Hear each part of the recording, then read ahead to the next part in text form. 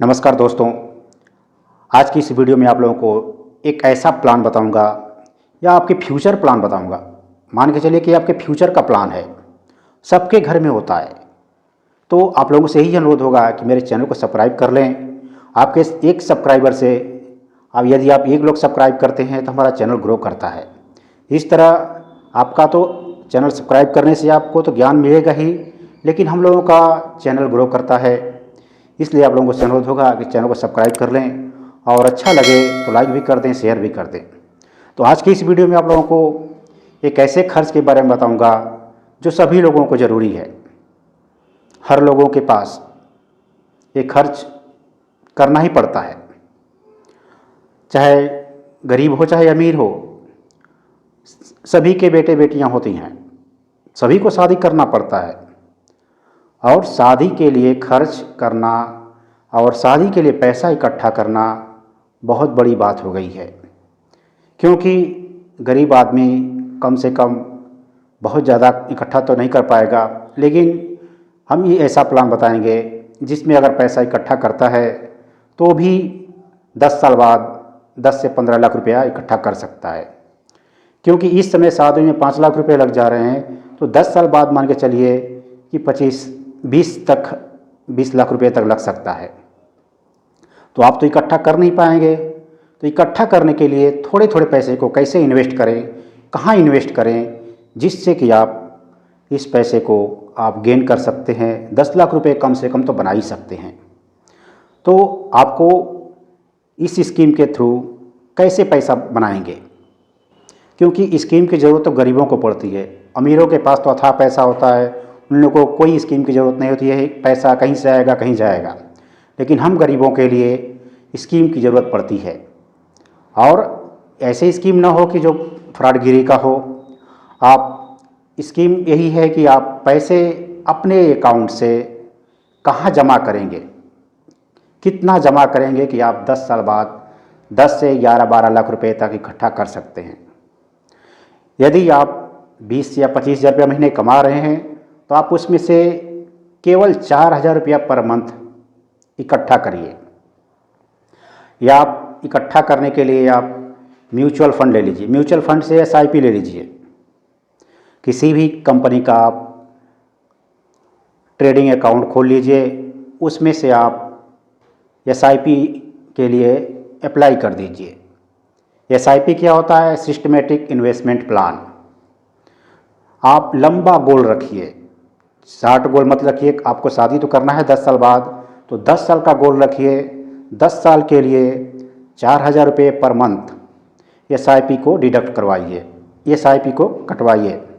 आपके खाते से 4,000 रुपया पर महीने खाता से आपका पैसा SIP में जाता रहेगा। अब इसको, क्योंकि शेयर मार्केट में थोड़ा उथल पुथल होती है, तो उसको इग्नोर करिए और उसको छोड़ दीजिए। हर महीने कटने दीजिए उसको। कटते कटते पैसा आपका 10 साल में, यदि मान लीजिए 15% का ग्रोथ रेट रहा, उस SIP का 15% का ग्रोथ रेट रहा, तो आपको 11 लाख से ऊपर रुपए मिल जाएंगे। 10 साल में 15% के ग्रोथ रेट से आपको 11 लाख रुपए तक मिल सकते हैं। क्योंकि कंपनियां जो है वो ग्रो करती हैं। बड़ी कंपनियों में पैसा लगता है, छोटे कंपनियों में पैसा लगता है, जिसकी वजह से छोटी कंपनियां ग्रो करेंगी, बड़ी कंपनियां ग्रो करेंगी, आपका पैसा ग्रो करता रहता है। सबसे ज़्यादा जो ग्रोथ रेट होता है या मान के चलिए इंटरेस्ट रेट होता है, वो SIP ही दे सकती है।